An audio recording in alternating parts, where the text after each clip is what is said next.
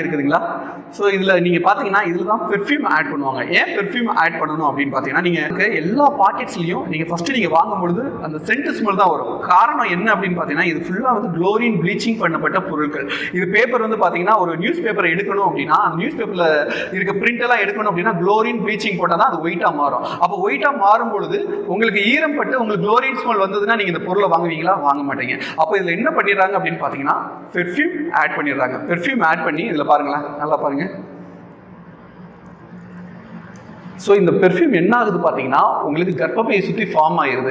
இதனால தான் வந்து பார்த்தீங்கன்னா அலர்ஜி வரும். இப்போ நார்மலாக வந்து இப்போ சென்ட் இருக்குது, பெர்ஃப்யூம் இருக்குது, நம்ம வந்து ஸ்கின்ல அடிக்க மாட்டோம், நம்மளோட ட்ரெஸ்ஸில் தான் அடிப்போம். இது ஸ்கின்ல படும்பொழுது வந்து பார்த்தீங்கன்னா உங்களுக்கு அப்படியே உங்களுக்கு கர்ப்பப்பையை ஃபுல்லாக ஃபார்ம் ஆகிடும். ஃபார்ம் ஆகி சினை முட்டை சுத்தமாக உருவாக முடியாது.